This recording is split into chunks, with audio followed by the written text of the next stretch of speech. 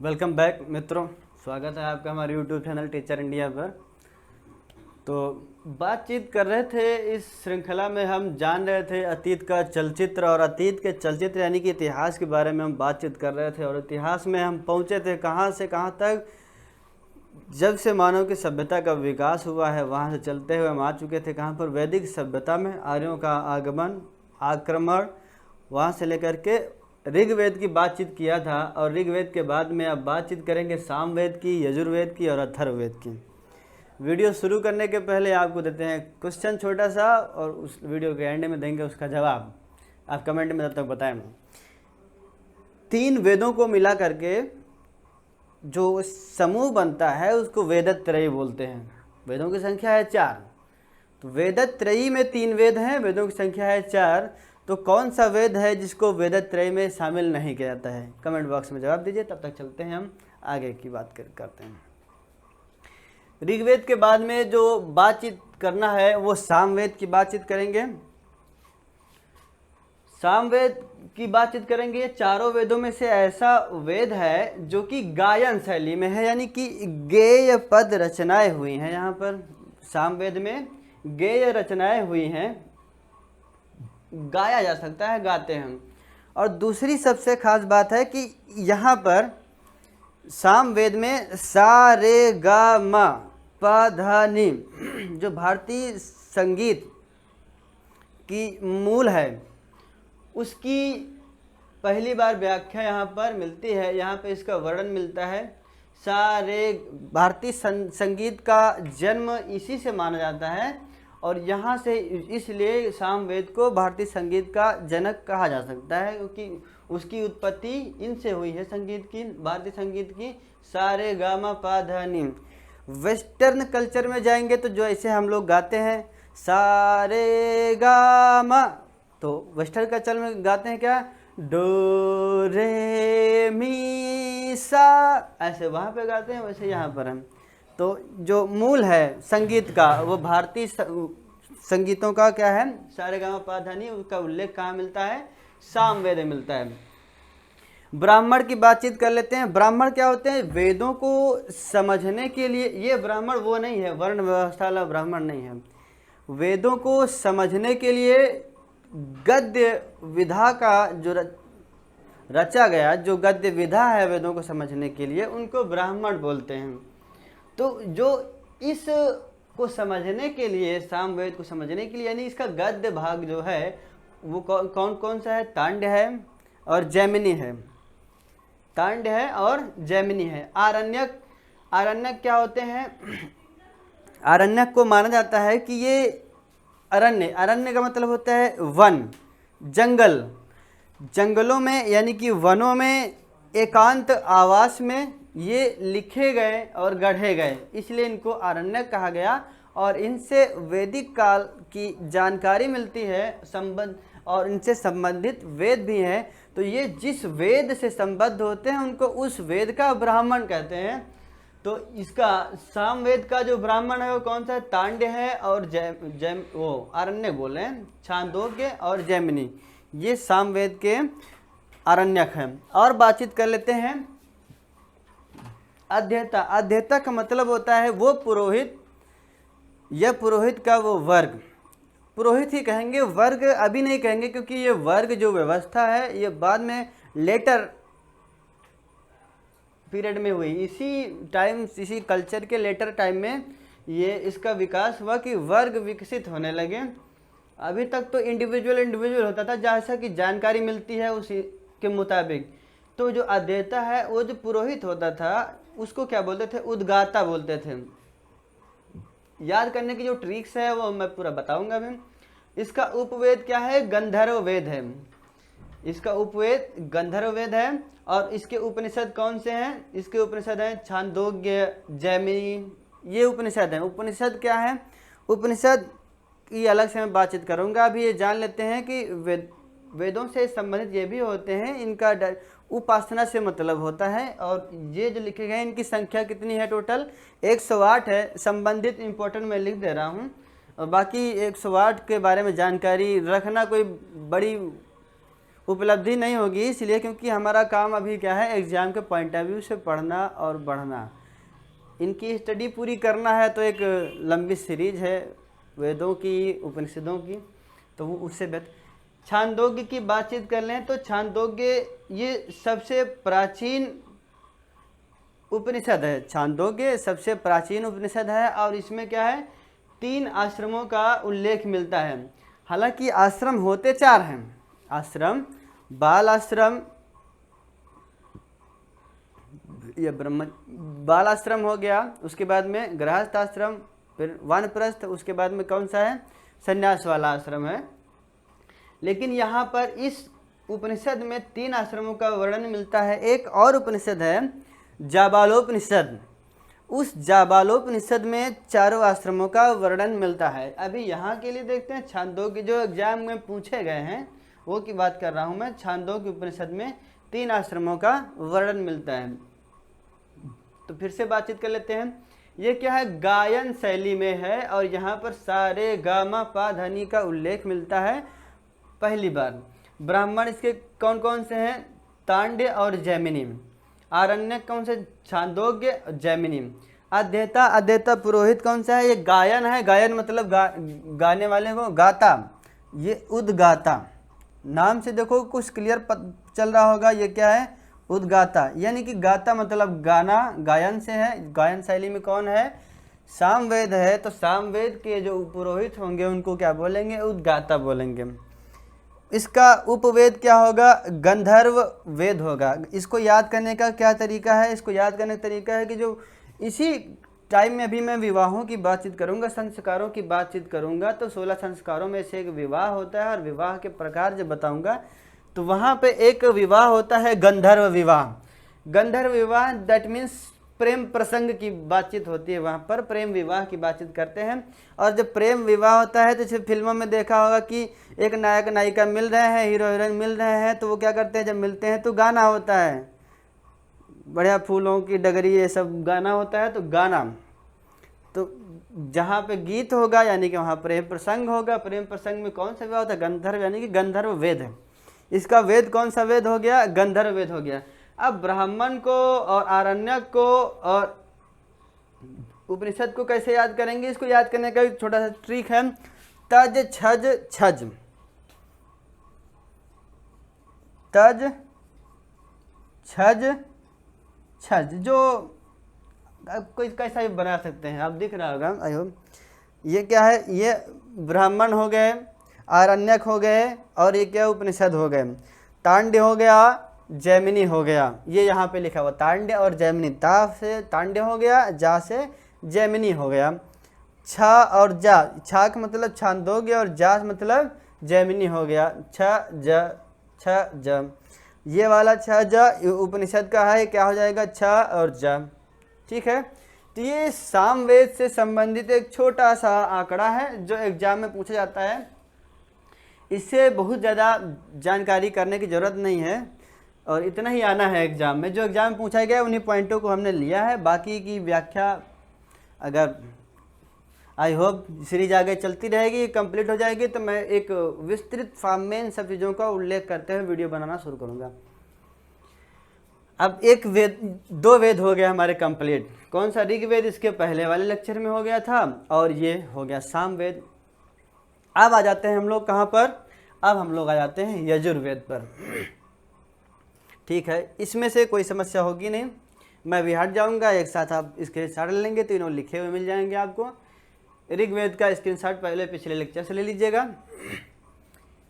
हम यजुर्वेद की बातचीत करते हैं। तो जो यजुर्वेद है, ये यजु का मतलब है यज्ञ, यज्ञ का मतलब क्या होता है, यज्ञ।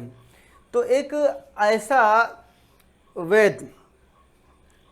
वेद जिसमें यज्ञ, हवन, इन सब के तौर तरीकों को बताया गया है, उसको हम बोलते हैं क्या, यजुर्वेद बोलते हैं। यानी कि यजुर्वेद में किन चीज़ों का वर्णन है, यज्ञ के परंपराओं का, रीति रिवाजों का और उनसे संबंधित क्रियाकलापों का वर्णन है यहाँ पर।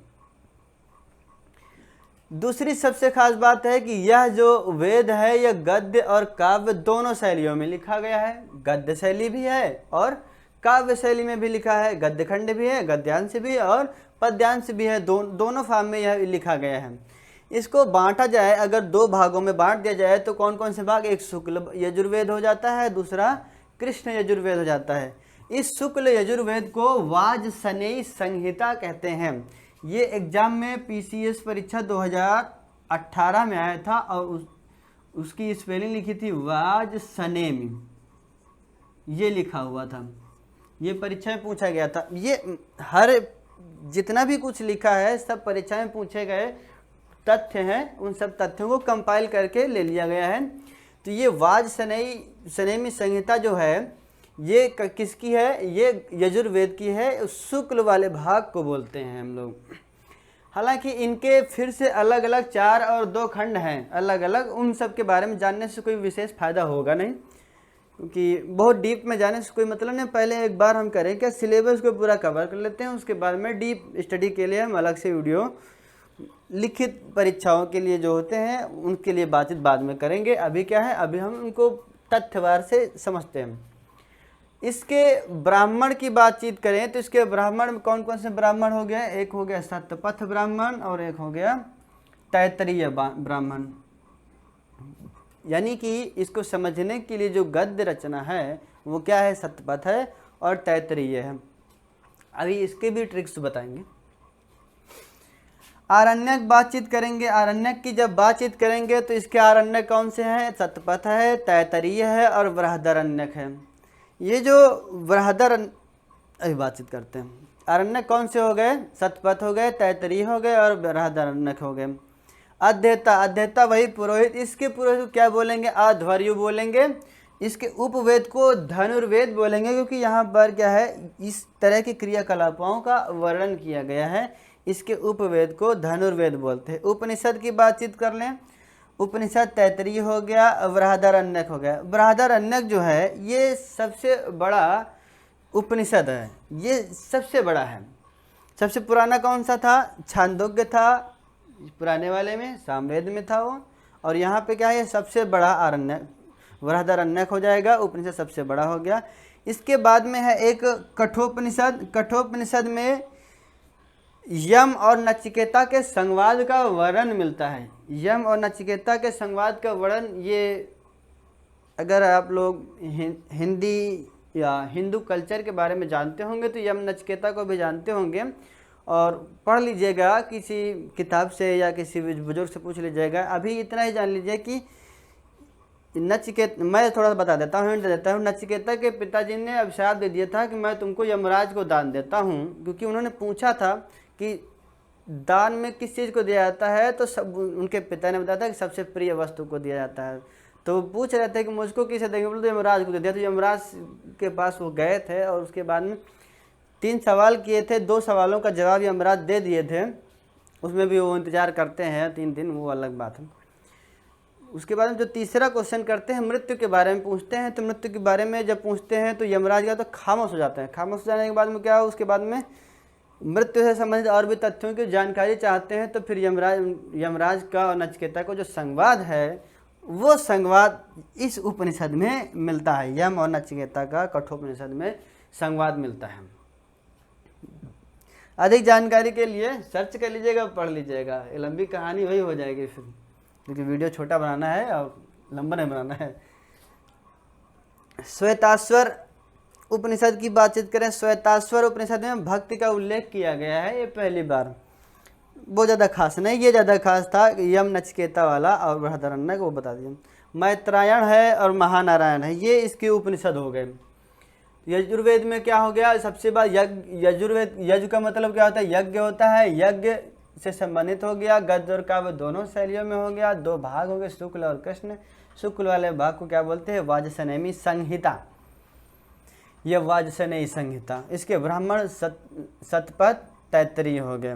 और आरण्य कौन सा? सतपथ तैत्तरीय बृहदारण्यक हो गया। अध्येता अध्वर्य हो गया और उपवेद धनुर्वेद हो गया। उपनिषद क्या होता है? तैत्तरीय, बृहदारण्यक, कठोपनिषद, श्वेताश्वर, मैत्रायण, महानारायण, ये उपनिषद हो गए। यहाँ पर याद करने का क्या तरीका है? सत, सत, यहाँ पे त ज छ ज था, यहाँ पे सत सत आ रहा है, तो ये सत याद कर लेंगे तो याद हो जाएगा। और उपवेद कैसे याद करेंगे? धनुर्वेद, यहाँ पे जो ये ऊपर वाला रा है इसमें मिलता है, या वेद यजुर्वेद में मिलता है, धनुर्वेद में मिलता है, अध्वर्य में भी मिलता है। तो इससे आपको एक ट्रिक मिल गई कि ये हमारे पास में कहा जाता है, यजुर्वेद में ही मिलता है।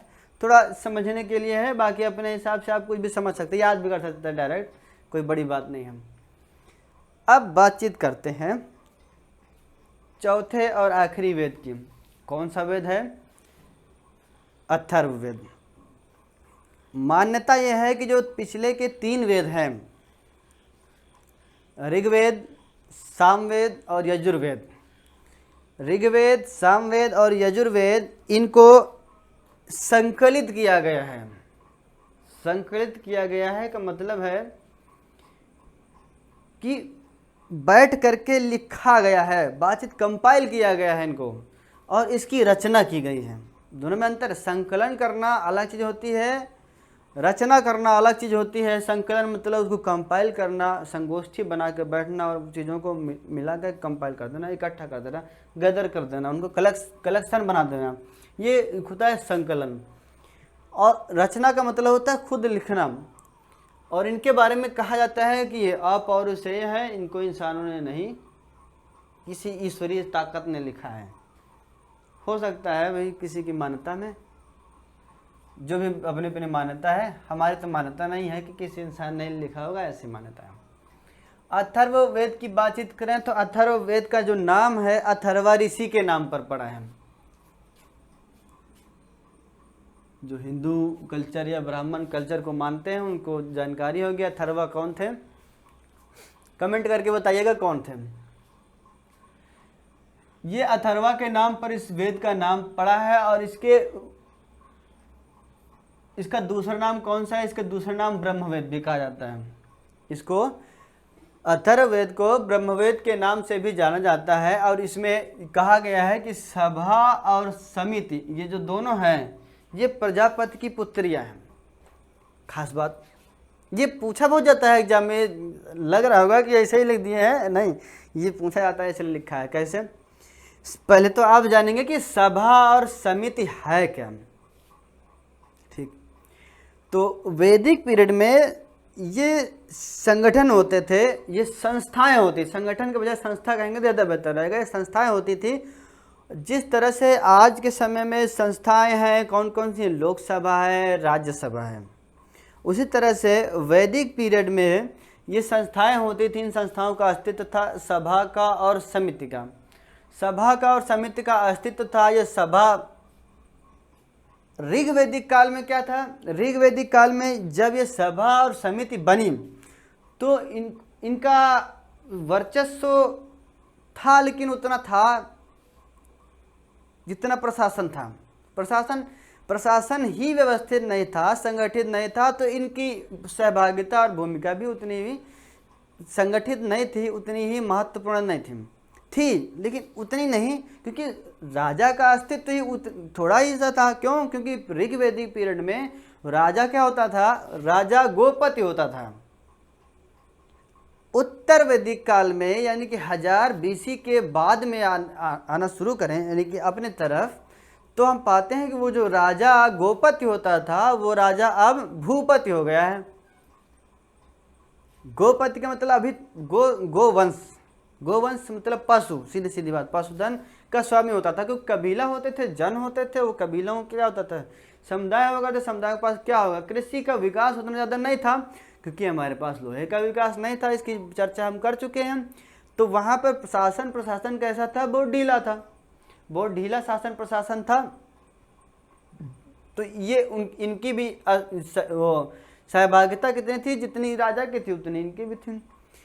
और उस संस्था में जो ऋग्वैदिक काल के अवशेष मिले हैं उनसे पता चलता है कि जो ब्राह्मण का स्थान था समाज में वो टॉप लेवल पर था, फिर क्षत्रिय का था, फिर वैश्य का था, फिर शूद्र का था।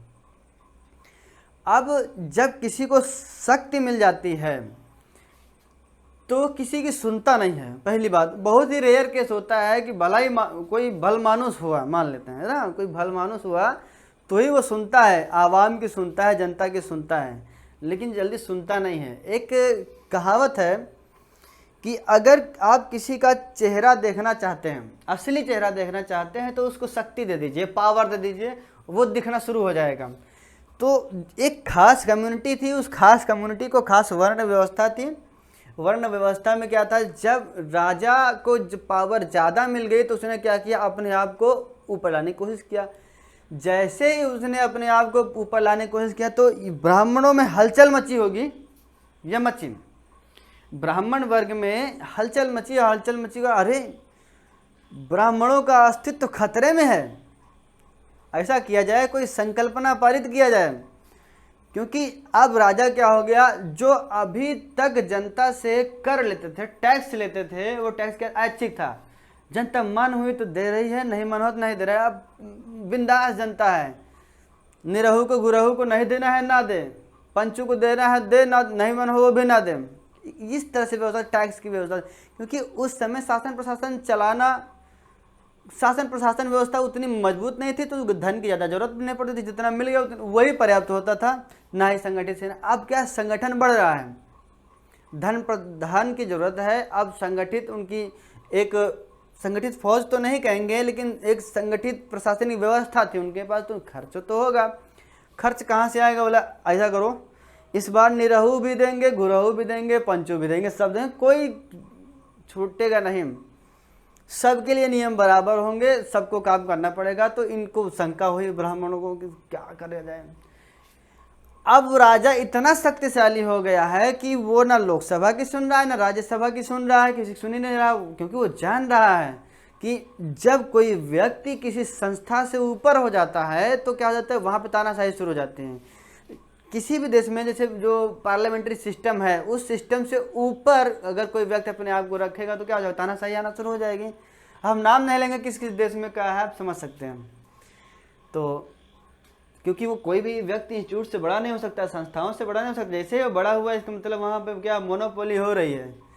यहाँ पे क्या हो, राजा ने मोनोपोली करने की कोशिश की, तो जैसे ही कोशिश की तो रुको ठहरो, पंडित जी आए, ब्राह्मण आए, बोले ठहरो, ये जो सभा और समिति है ये आम आदमी का काम नहीं है इनको बनाना, ये प्रजापति की पुत्रियां हैं। प्रजापति कौन है, प्रजापति देवता थे, प्रजापति आर्यों के एक देवता थे। ये देवता क्या करते थे, सृजन का काम करते थे, निर्माण का काम करते थे, बनाने का काम करते थे। ऋग्वेदिक काल में जो महत्व इंद्र देवता को था, इंद्र को था, वही महत्व अब लेटर काल में, लेटर वैदिक कल्चर में किसको मिल गया, प्रजापति को मिल गया। तो प्रजापति भगवान को जब शक्ति मिल गई तो उनके खिलाफ कोई जा नहीं सकता। कोई अगर नियम पारित कर दिया कि ब्राह्मण ने पारित कर दिया प्रजापति की पुत्रियां हैं, तो इनको उतना सम्मान मिलना चाहिए जितना किसी देवता की पुत्री को मिलता है। अब राजा के अंदर में, उस वर्ण व्यवस्था में, उस कौम के अंदर में इतनी शक्ति नहीं थी कि इन पुत्रियों का, इन देवियों का, यानी कि सभा और समिति का संकल्पना खैर अच्छी थी। क्योंकि जब संस्थाओं का अस्तित्व खत्म हो रहा था, संस्थाओं का अस्तित्व बनाने के लिए, उसकी अहमियत को मेंटेन करने के लिए जो ये संकल्पना दी, ठीक दिया, क्योंकि कोई भी व्यक्ति क्या कर पाए, मोनोपोली न कर पाए, तानाशाही न कर पाए, उसके लिए व्यवस्था दी गई, वो व्यवस्था ठीक थी। आई होप ये कॉन्सेप्ट, ये आता है एग्जाम में, बहुत आता है, इसलिए हमने थोड़ा इस पर फोकस किया। सभा भी आता है, समिति भी अलग अलग आता है, प्रजापति की पुत्रियां, इनसे कई तरह के घुमा के क्वेश्चन बनाते हैं इसी सेंटेंस से। अब बातचीत करते हैं, ब्राह्मण की बातचीत करते हैं। इसके ब्राह्मण को गोपथ कहा जाता है। अध्येता, इसके अध्येता को ब्रह्म कहा जाता है, और इसीलिए इसको ब्रह्मवेद कहा जाता है, ये यहाँ पे लिखा हुआ है। इसके उपनिषद कौन कौन से हैं, इसके उपनिषद है, एक की बातचीत करता हूँ, ये मुंडकोपनिषद, मुंडकोपनिषद।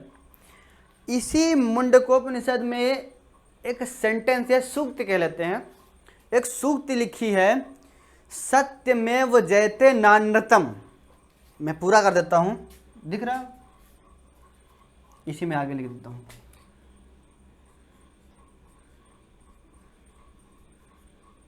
सत्यमेव जयते नान्यतम, पूरा ही लिख दिया, अभी तक नहीं था। यानी कि सत्यम एव जयते, सत्य एव मतलब ही, जयते मतलब विजय होती, सत्य की ही विजय होती है। न अनृतम, न अलग करते हैं संधि से, अनृत अलग करते हैं, न मतलब नहीं होती है, अनृत मतलब झूठ। सत्य की ही विजय होती है, झूठ की विजय नहीं होती है, ये कहने का मतलब है। तो इस सेंटेंस का ये जो पार्ट है सत्यमेव जयते, इस पार्ट को लेकर के सम्राट अशोक ने क्या किया था, एक अशोक ललाट बनवाया था। कौन सा? सारनाथ वाला अशोक ललाट बनाया था। उस अशोक ललाट में अशोका चक्र के पास में लिखा है, अशोका चक्र में लिखा हुआ है, क्या लिखा हुआ है, जो व्हील बना हुआ है 24 तीलियों का, उसमें लिखा हुआ है नीचे, क्या लिखा हुआ है, सत्यमेव जयते।